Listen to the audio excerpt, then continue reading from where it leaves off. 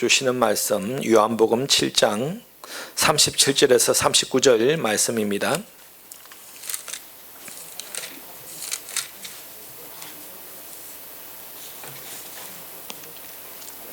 신약성경 156쪽 요한복음 7장 37절에서 39절 말씀 다 같이 합독합니다.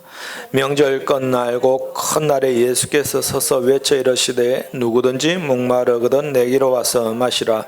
나를 믿는 자는 성경에 이른 것 같이 그 배에서 생수의 강이 흘러나오리라 하시니 이는 그를 믿는 자들이 받을 성령을 가르쳐 말씀하신 것이라. 예수께서 아직 영광을 받으시지 아니하셨으므로 성령이 아직 그들에게 계시지 아니하시더라. 아멘. 여러분, 우리가 살아갈 때 중요한 것이 물이지 않습니까? 물이 참으로 중요한데 사람이 물이 2% 부족하면 갈증을 느끼기 시작한다 그래요. 그리고 6%가 부족하면 5%가 부족하면 혼수 상태가 되고 12%가 우리 몸에서 수분이 부족하면 생명을 잃게 된다라고 합니다.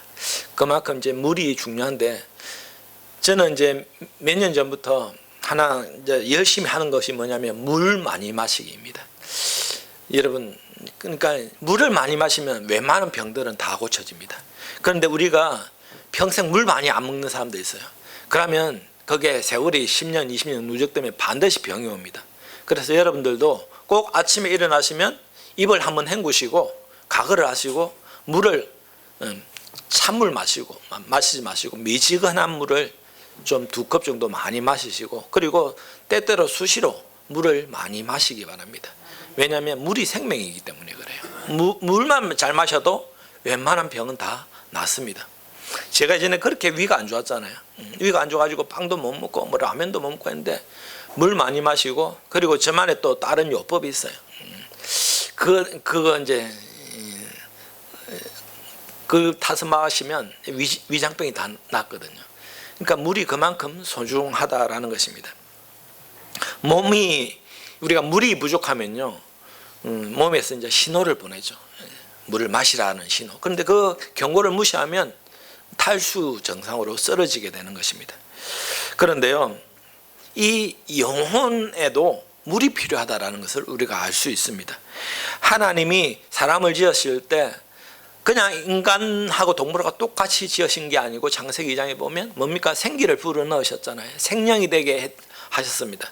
바로 하나님을 영으로 교통하며 예배하기 위한 존재로 지으셨다라는 것이에요. 그래서 사람은 육체도 있고 영혼도 있는 것입니다.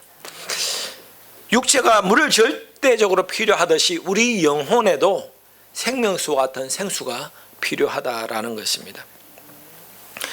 육체가 이제 제가 방금 말했듯이 물만 잘 마셔도 몸이 살아나는 것처럼 영혼에도요, 영혼의 생수가 차고 넘치면 삶의 모든 문제가 해결된다라는 것입니다. 영혼의 생수가 부족하면요, 영혼의 목마름 증상이 있습니다. 그러면 어떻게 해야 됩니까? 그 목마름의 문제를 해결해 줘야지.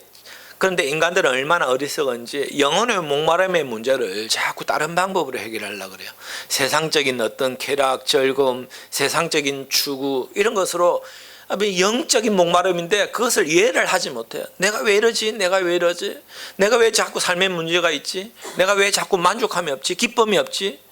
옛날엔 돈을 많이 벌면 다 될 것 같았지만 돈을 막상 벌어보니까 그것도 아니고 뭐 좋은 거 먹고 여행 많이 다니면 행복할 것 같은데 그것도 아니고 또 이 문제가 해결되면 또 저 문제가 또 터지고 결국은 가만히 우리가 이렇게 문제를 되짚어 보면 영적인 문제에서 온 경우가 참으로 많다라는 것입니다.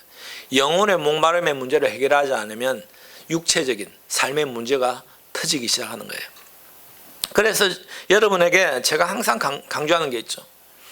지난번 주에도 제가 요한계시록 4장 5장 천국에 가면 뭐합니까? 찬양 예배 하잖아요. 삶의 모든 문제 해결은 예배에서 찾아야 돼요. 그리고 모든 축복은 예배로부터 옵니다. 그런데 영적인 목마름이 있음에도 불구하고 그 문제를 해결하지 못하는 사람, 또 문제를 알지 못하는 사람은 일단 예배의 승리자가 되지 못해요. 예배가 되지 않습니다. 여러분, 그래서 예배를 생명처럼 귀하게 여기라고 제가 누누이 말씀드렸습니다. 그게 답인데 자꾸 이거 말 못 알아들으시면 절대 하나님 축복해 주시지 않습니다. 그래서 저희 교회는 예배 11시지만 10시 50분부터 찬양합니다. 그래서 반드시 10시 50분까지 오셔서 찬양을 하시기 바랍니다. 예, 이것이 여러분 제가 하나님이 얼마나 이걸 기뻐하는지 제가 알기 때문에 여러분 누누이 말씀드리는 거예요. 하나님이 계신 하늘나라는 기쁨과 생명과 평화가 넘치는 곳인데 우리가 마땅히 이 땅에 살아가는 이 땅은 예수 믿음에도 불구하고 질병도 있고 가난도 있고 또 슬픔도 있고 죽음도 있습니다. 그리고 예수 믿으나 믿지 않으나 사람들이 전부 다 목마름의 그 갈급함, 갈증의 문제를 가지고 살아간다라는 거예요. 그런데 세상 사람들은 세상적인 방법으로 그것을 해결하려고 하는 것이고 예수 믿는 저와 여러분들은 이 목마름의 문제는 영적인 방법으로 해결해야 된다라는 거예요.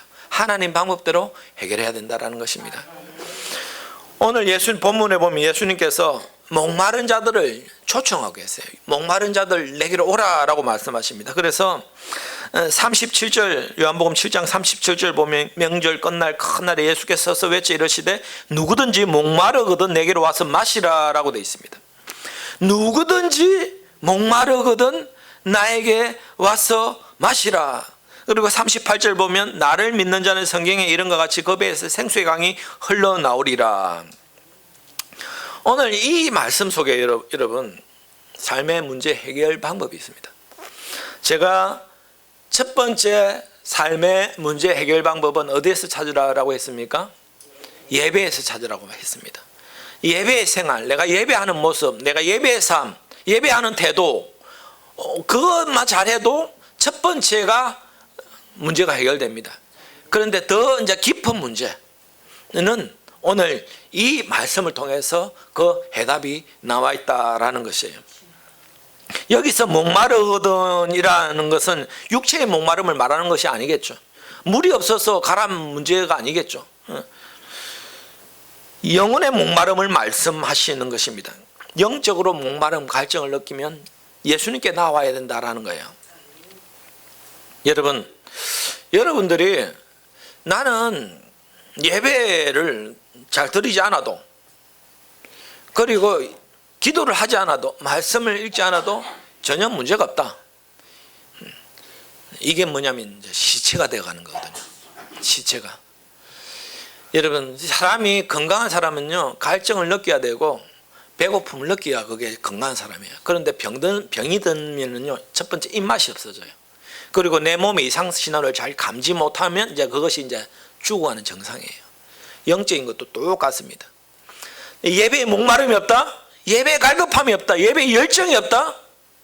예배 시간에 자꾸 졸음이 온다? 말씀이 읽거나 안 읽거나 뭐 별 상관이 없다? 기도하지 않아도 별 뭐 어려움을 느끼지 못한다? 영혼이 죽어가는 거예요. 갈급함이 없는, 갈증이 없는 것이죠. 여러분 그러면 삶에 큰 문제가 자꾸 발생돼요. 빨리 깨달으셔야 돼요. 영적인 목마름의 그 갈증을 느껴야 돼요. 예배를 드리지 않으면 예배 드리고 싶은 그 갈망함이 있어야 돼요. 그리고 예배에 빨리 나와서 하나님 앞에 온전한 예배로 준비하는 그 자세의 갈망함이 있어야 돼요. 그것이 정상적인 영적으로 지금 살아있는 사람의 증거예요.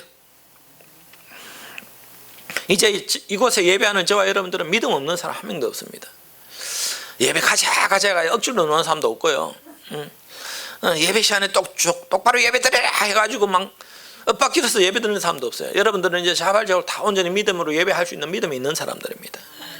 그러면 이제는 영적인 갈망함이 있어야 됩니다.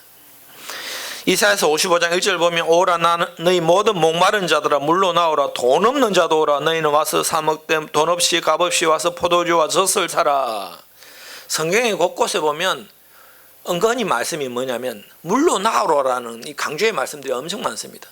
예수님께서도 요단강의 세례를 물에서 세례를 받으시고 성령이 임하시고 공생의 사역을 시작하시고 물과 이 신앙의 관계가 참으로 깊은 관계가 있어요. 그래서 방금 이사야서 55장 1절 너희 목마른 자들아 물로 나오라. 돈 없는 자도 와서 사 먹되 돈 없이 값없이 사 먹으라 라는 것입니다. 돈이 필요하지 않아요. 요한복음 4장 13절 14절 보면, 요한복음 4장은 여러분 잘 아시는 말씀이잖아요. 예수님이 누굴 만나는 이야기죠? 예? 제가 항상 예배 전에 예배의 부름은 요한복음 4장 12절 말씀, 신령과 진정으로 예배하라는 그 부름인데, 그 말씀이 어디에서 나왔나요? 사마리아 우물가의 여인을 만남을 통해서 주시는 말씀 아닙니까? 그 여인은요, 우물가에 물 들어오는데 그 여인이 뭡니까? 영적인 문제, 목마름의 문제가 있었다라는 것이죠. 그때 예수님께서 4장 13절 14절 보면 예수께서 대답하여 이르시되 이 물을 마시는 자는 다시 목마르니와 내가 주는 물을 마시는 자는 영원히 목마르지 아니하리니 내가 주는 물은 그 속에서 영생하도록 솟아나는 샘물이 된다라고 되어 있습니다. 육체적으로도 물이 참 귀하고 중요하지만 영적으로도요, 이 물이요 엄청 밀접한 관계가 있고 중요하다라는 사실을 계속 성경에서는 강조를 합니다. 나중에 요한계시록 22장 가시면 22장에는 이제 새하늘과 새 땅, 모든 마귀도 다 지옥 무적행에 다 가고 예수 믿지 않는 사람들 다 심판하시고, 이제는 새하늘과 새 땅, 새 에덴 동산에 예수 믿는 사람들 다 이제 불러서 잔치하는 내용이 요한계시록 22장이잖아요. 거기 보면 22장 17절 보시면 성령과 신부가 말씀하시기를 오라 하시는도다. 듣는 자도 오라 할 것이요 목마른 자도 올 것이요 또 원하는 자는 값없이 생명수를 받으라 하시더라라고 돼 있어요. 천국에도 반드시 필요한 것이 뭐냐면 생명수가 필요하다라는 사실을 알 수 있습니다. 생명수가 흘러넘쳐요. 천국에는 생명수가 흘러넘친다라는 것입니다. 그러면 이 생명수 아니면 물, 이게 뭘 말하는 건가? 이게 왜 이리 중요한 걸까? 물이 왜 이리 중요한 걸까? 영적인 세계에서 왜 이렇게 물이 중요한 건가? 또 물은 뭘 의미하는 것인가? 오늘 성경에 보면 이 물이 뭘 의미하는지 해답을 말해줍니다. 그것이 39절 보시면 요한복음 7장 39절에요. 이는 그를 믿는 자들이 받을 성령을 가르쳐 말씀하신 것이라라고 되어 있어요. 이 물은 누구라고 말씀하십니까? 성령님. 이 물은 뭐냐면 성령님을 의미하는 거예요. 그래서 성경에 곳곳에 물에 관한 이야기 놓으면 성령님을 말씀하시는 거구나라는 것을 알 수 있어요. 결국은 이 영적인 목마름은 우리가 성령님의 은혜를 누리지 못하고 있는 것이에요.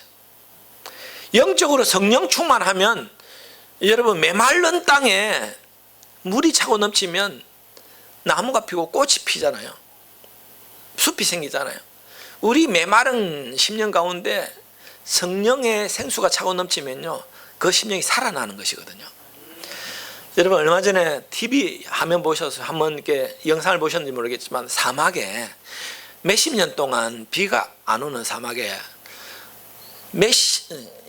이례적으로 엄청난 비가 쏟아졌는데 그 사막이 어떻게 됐나요?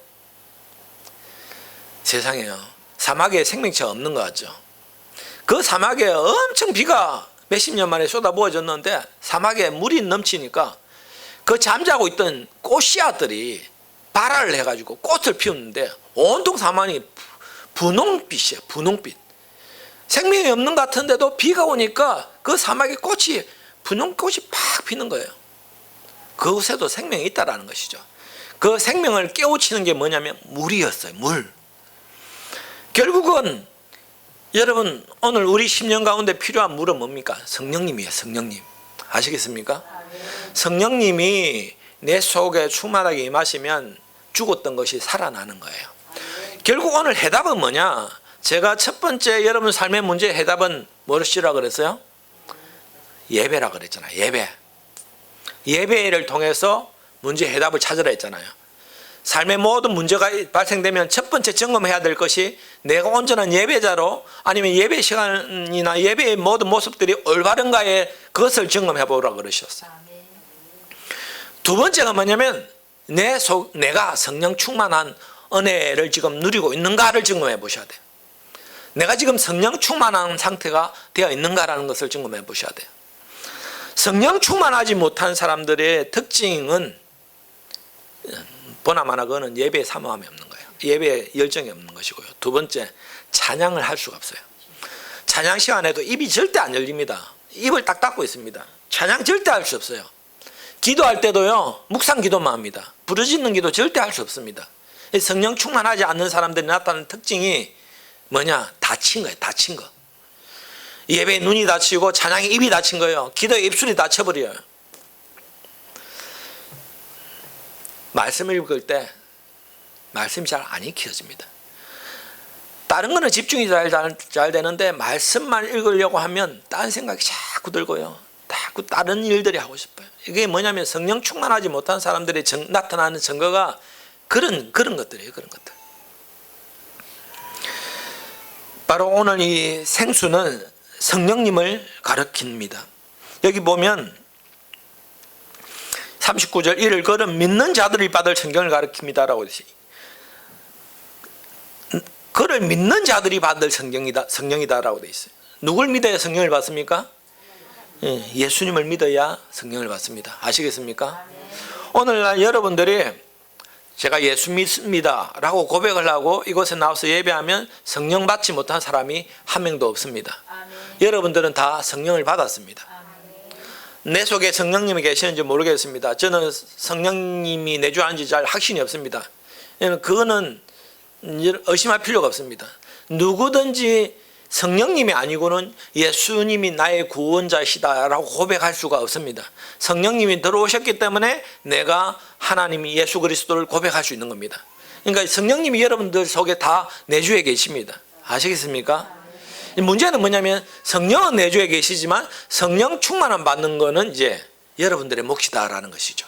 성령 충만해져야 된다라는 것이에요.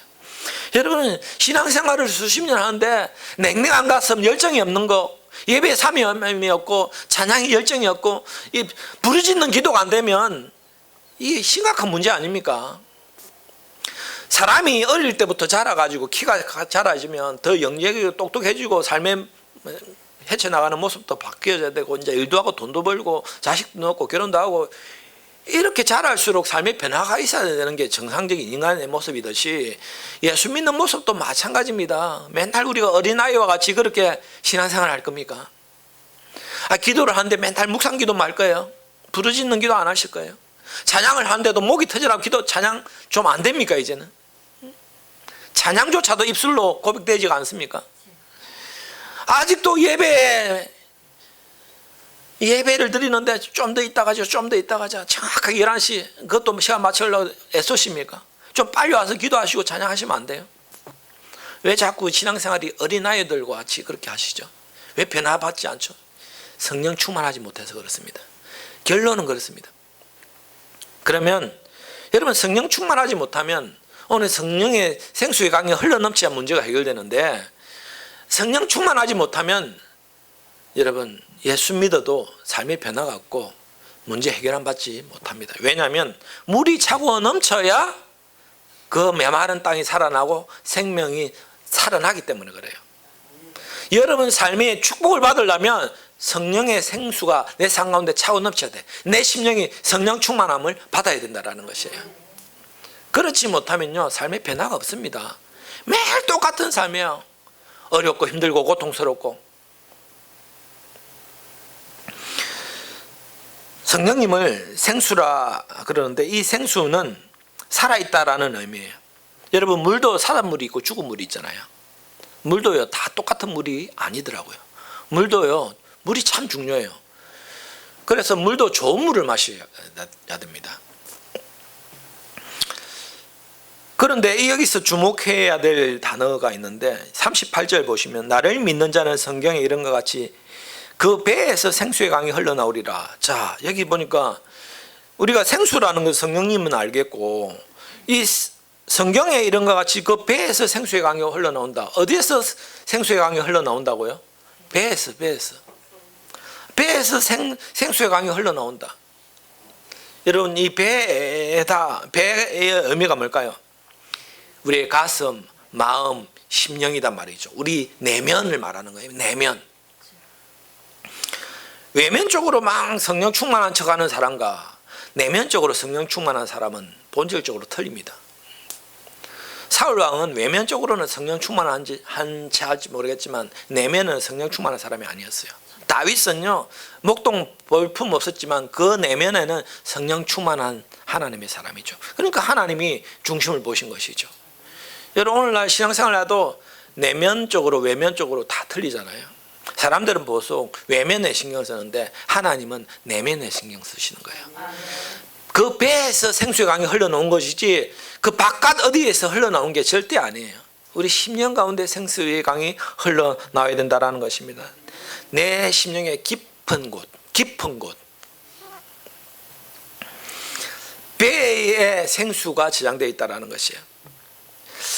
고린도전서 12장 3절 보면 성령이 아니고는 누구든지 예수를 주시라 할 수 없다라고 말했어요. 그러니까 예수님을 믿고 고백하면 성령님은 일단 내 주에 계시는 것이고, 고린도전서 6장 19절 20절 보시면 너희 몸은 너희가 하나님께 받은 바 너희 가운데 계신 성령의 전인 줄 알지 못하느냐. 너희는 너희 자신이 것이 아니라 값으로 산 것이 되었으니 그런즉 너희 몸을 하나님께 영광을 돌리라라고 되어 있는데, 성령의 전이다.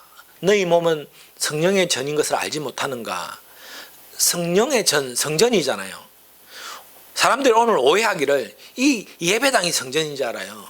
예배당은요 그냥 건물이에요, 건물.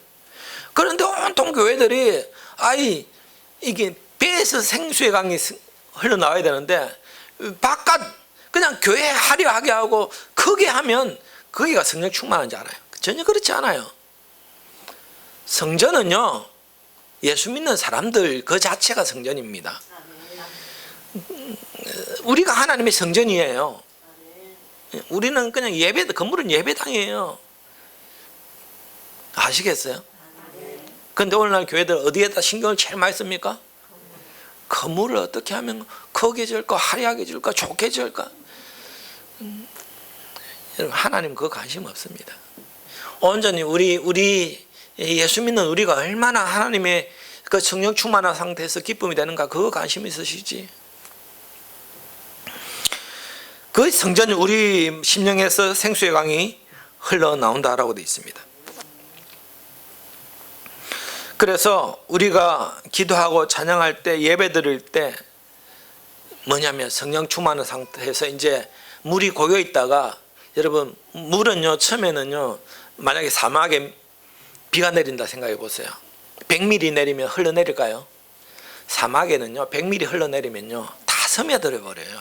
자 200mm는요 흐를까요? 제가 볼 때는 200mm 내려도 사막에는 절대 물이 흘러지 않아요.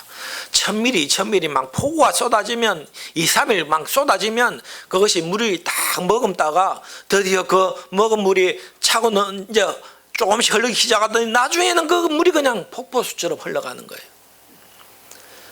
배에서 생수의 강이 흘러나오게 하려면 뭐 기도 좀 한다고 찬양 좀 한다고 발로 흐르지 않아요. 기도 응답도요 기도가 쌓이면 하나님 응답해 주시더라고요. 기도는 쌓여야 돼요. 예배도 쌓여야 되고 찬양도 쌓여야 차고 넘치는 거예요. 성령이 차고 넘치게 하려면 쌓여야 된다는 것이죠. 비 내리는 거하고 똑같아요. 비 내리는 거하고 흘러나온다라는 것입니다. 흘러나온다라는 것은 뭐냐면 이제 차고 넘치는 상태예요. 차고 넘치는 거예요. 그 배에서 뭡니까? 생수의 강이 흘러나온다. 그 배에서 생수의 강이 흘러넘친다라는 거예요. 여러분 강이라고 했잖아요. 강. 강은요 그냥 샘물 꼴짜기가 아니잖아요. 강이잖아요. 낙동강 다 보셨잖아요. 낙동강에 물이 얼마나 많이 흘러 넘칩니까? 전국에서 모인 물이 낙동강을 통해서 흘러 넘치는데 얼마나 그 물이 어마어마하게 많습니까? 우리나라는요 축복이에요.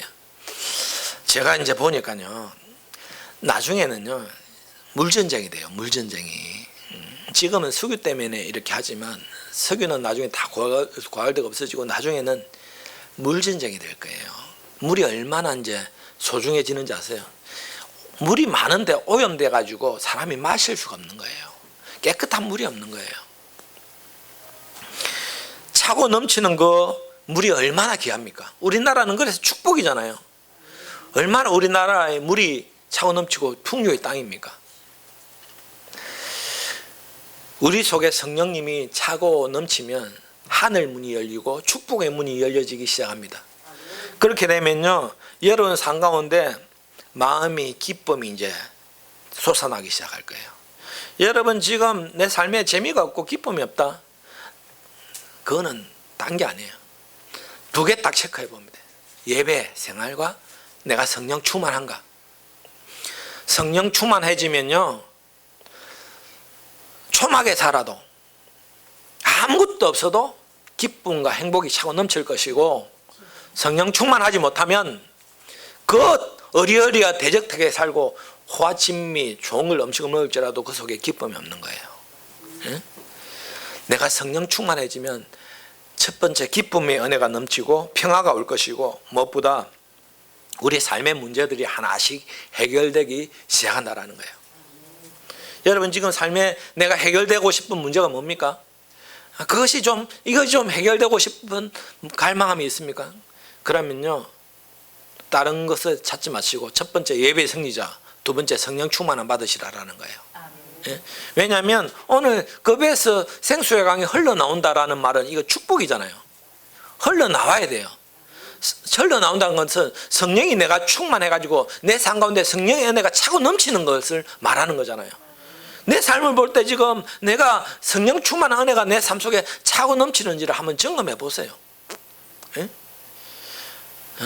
이거 차고 넘치면 못하면요, 맨날 시험에 들고 낙심하고 걱정하고 근심하고 몸도 마음도 아프고 돈도 없어지고 이런 문제 저런 문제가 터지기 시작할 것이고,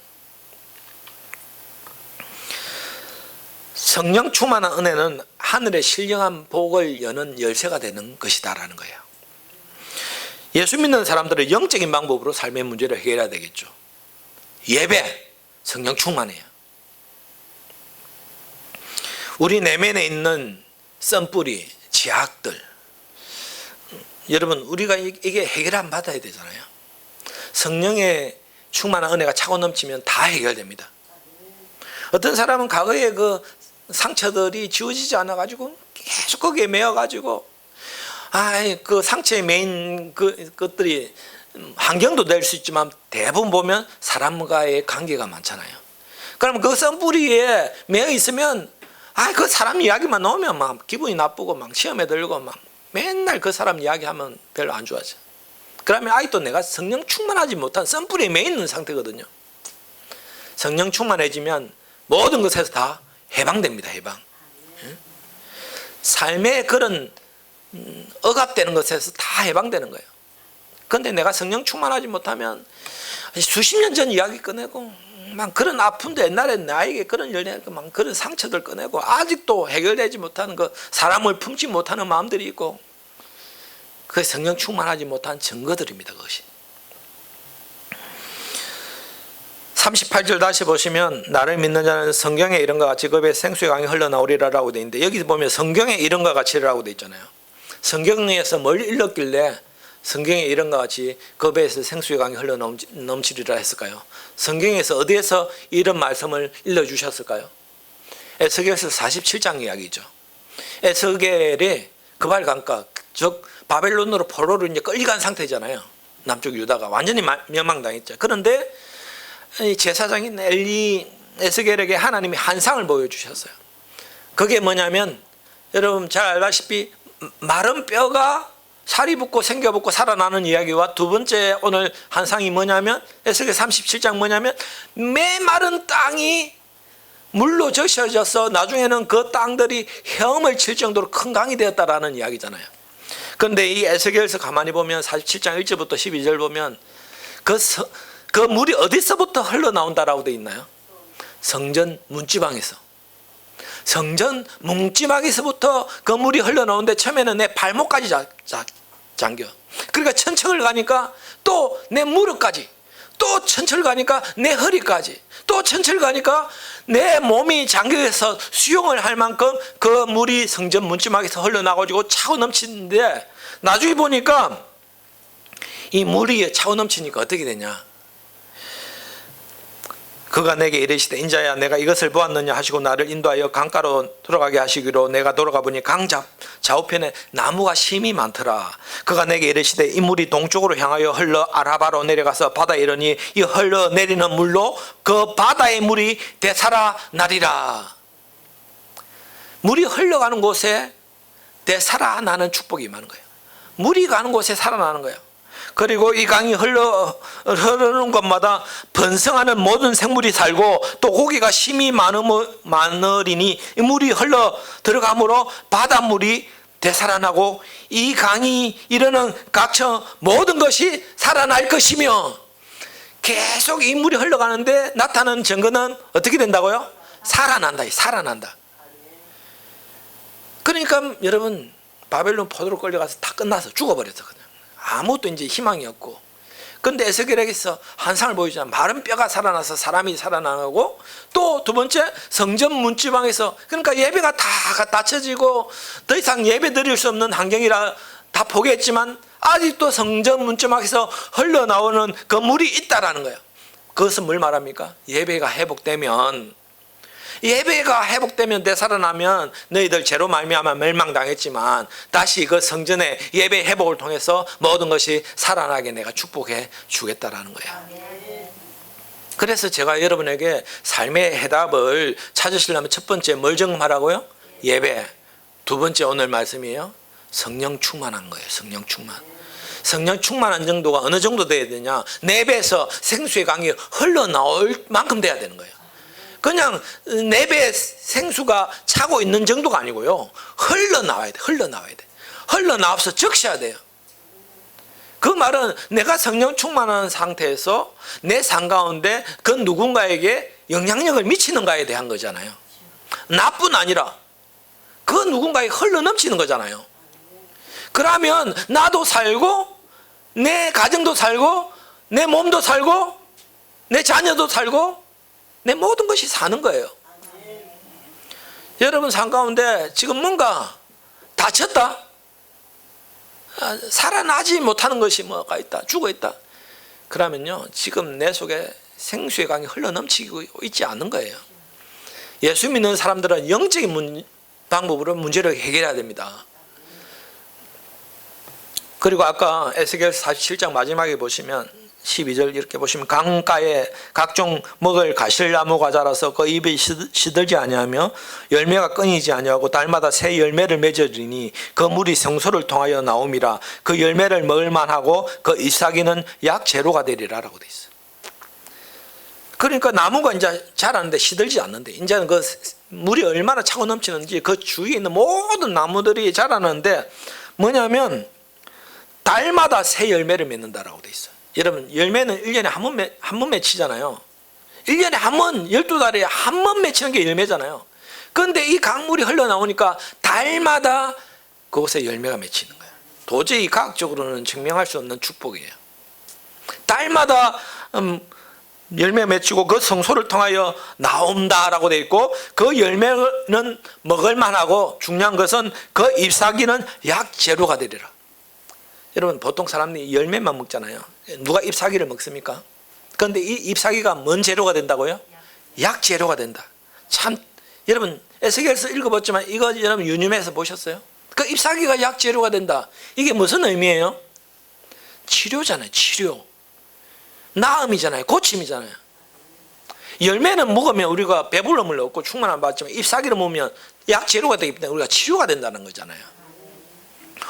2024년 주제 말씀이 뭡니까? 주여 치료하게 하소서 아닙니까? 이 치료에 가는 말이에요. 여러분 삶 가운데 우리 몸도 치료해야 되지만 우리 삶에 치료돼야 될 부분들이 많잖아요. 내 마음도 있고 가정이 될 수도 있고 뭐 많잖아요. 이 잎사귀가 치료의 재료가 된다. 그 말은 뭡니까? 이 성전 문지방에서 흘러나오는 물과 이 치료하면은 아무 상관이 없는 것이 아니고 밀접한 관계가 있는 거예요. 그 열매가 달마다 먹어서 내가 배부름을 얻는 것은 이 성전 문지방에서 흘러나오는 물이 얼마나 우리에게 풍요, 배부름의 축복, 갈급함의 모든 문제를 해결하는 그 축복이 된다는 것과 두 번째 이 약 재료가 된다. 우리를 치료하는 역사가 있다라는 것이잖아요, 여러분. 성령님의 역사가 여러분 삶 가운데 차고 넘쳐야 됩니다. 그러면 이 강물이 나중에 헤엄칠 만큼 많아집니다. 모든 것이 살아납니다. 열매를 맺습니다. 치유의 강성을 발하여 주신다라는 것이에요. 그런데 이 막힌 담들 있잖아요. 물도요, 흘러가야 물인데 댐을 딱 막아버리면 물이 흐르지 않잖아요. 우리가 이제 우리나라는 뭐 농업 용수로 쓰기 위해서 아니면 발전 용수로 쓰기 위해서 그 댐을 막기도 합니다. 그런데 영원히 막지는 않죠. 차고 나중에 넘치잖아요. 그런데 이 영적인 생수의 강은요, 딱 막아서 절대 흐르지 못하게 하는 것들이 있습니다. 생수의 강이 내 배에서 차고 넘쳐야 그게 정상이고, 그것으로 말미암아 축복이 통로가 되는데 딱 이 생수의 강이 흘러지 못하게 막아버리는 것이 있어요. 그것이 뭔지 아세요? 수도관도 왜 물이 안 나오지? 가만히 보면 어디에 막힌 데가 있잖아요. 그 막힌 데를 뚫어줘야 돼요. 사람 몸도 혈관이 막히면 문제가 생겨요. 원활하게 잘 흘러야 몸이 살잖아요. 생수의 강도 차고 넘쳐야 되는데 이 막힌 담들이 있어요. 그 담은 다른 게 아니고요, 우리의 죄입니다. 죄의 문제가 딱 담으로 생수의 강이 흘러넘치게 못하게 한다라는 것입니다. 우리가 성령 이렇게 이야기하면 성령 충만을 받아라, 성령을 쫓아 행하라, 성령을 근심하게 하지 말라, 성령을 소멸하지 말라. 이 성령과 우리의 행동에 관해서 밀접한 관계가 있다는 것을 알 수 있잖아요. 성령을 충만함을 받으라라는 것은 명령이잖아요. 우리의 행동을 말하는 거잖아요. 성령 충만함을 받도록 노력을 해야 된다는 거예요. 성령을 쫓아 행하라라고 돼 있잖아요. 어떻게 행해야 된다는 거예요. 성령을 근심하게 하지 말라라고 돼 있죠. 성령을 소멸하지 말라라고 돼 있죠. 철저하게 우리의 행동과 밀접한 성령님과 연관이 있다는 것을 알 수 있어요. 성령이 충만한 은혜를 받으려면 우리가 노력해야 된다는 것을 알 수 있습니다. 성령님이 가만히 있는 자에게 절대 충만하게 흘러넘치지 않아요. 행함이 있어야 돼요. 그래서 여러분, 제가 되도록이면 기도할 때도 부르짖으며 기도하라 그래요. 응? 찬양도요, 그냥 찬양하지 마시고 크게 좀 가다 싶을 정도로, 다윗처럼 옷이 벗겨질 정도로 춤추며, 그렇게 하면 요즘 미쳤다 할지 모르겠지만 어쨌든 찬양도 열정적으로 하란 말이죠. 응? 예배도요, 열정적으로 예배 드려야죠. 이게 성령을 쫓아 행하는 거잖아요. 그래야 성령님이 차고 넘친다니까요. 이 성령의 축복의 통로는 막힌 담, 죄라라고 말씀드렸어요. 죄가 있는 곳에는 성령님이 충만하게 역사하시지 않습니다. 이사야서 59장 1절 2절 보시면, 여호와의 손이 짧아 구원하지 못하심도 아니요 귀가 둔하여 듣지 못하심도 아니야. 오직 너희 죄악이 너희와 너희 하나님 사이를 갈라놓고 너희 죄가 그의 얼굴을 가려서 너에게 듣지 않게 하려 함이다 라고 되어 있어요. 결국은 죄가 하나님과 우리 관계를 갈라놓고 성령의 축복의 은혜가 흘러 넘치지 못하도록 하고, 우리 배에서 생수의 강 성령이 차고 넘치지 못하도록 죄가 그렇게 가로막고 있다는 거예요. 여러분 삶을 되돌아보세요. 나의 삶 가운데 성령의 은혜가 차고 넘치지 못하도록 하는 그 죄가 무엇인지를 한번 돌이켜보세요. 그 죄를 걷어내야 성령의 은혜가 차고 넘칩니다. 그래야 순환이 잘 돼요. 그래야 축복을 받습니다. 물이 아무리 고여 있어도 흐르지 않으면 나무가 살아나지 않아요. 잎사귀에 열매가 맺히지 않아요. 차고 넘치고 흘러가야 됩니다. 여러분, 우리의 완악한 마음들, 우리의 자존심들, 우리의 고집들, 여러분 이거 내려놓지 않으면 절대 문제 해결되지 않습니다. 항상 하나님 우리에게 너 죽어야 된다라고 말해요. 십자가에 함께 네가 죽어야 된다라고 말합니다. 내가 죽어야 사는 거예요. 죽어야 성령님이 나를 지배하는 것이거든요. 성령 충만한 말은 뭐냐? 성령의 완전한 지배를 받는 거잖아요.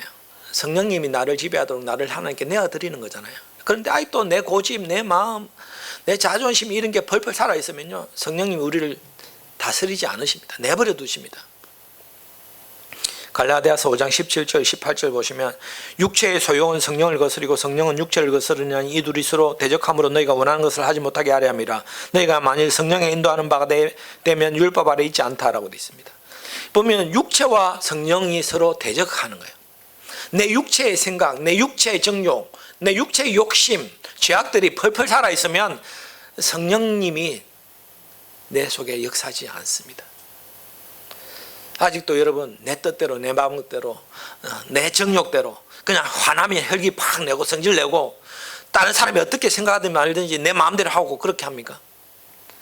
육체의 사람이 특징이 그거잖아요. 성령 충만한 사람은요, 겸손해지고 낮아지고 내가 죽어지는 거예요.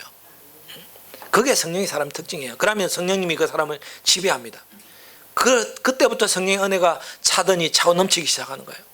그러면 모든 사람이 축복을 받는 것입니다. 여러분, 온전한 예배 드리시고 기도하시고 무엇보다 성령 충만을 받으려면 범사에 감사하시기 바랍니다. 아직도 불평불만이 있으십니까? 아직도 불평불만이 있으세요? 감사하세요. 해답은 감사하는 것입니다. 제가 계속 말하냐, 감사라고. 그런데 아직도 불평불만해요. 감사가 잘 안 됩니다. 생수의 강이 우리 내면에 흘리 넘치도록 성령을 따라 행하시기 바랍니다.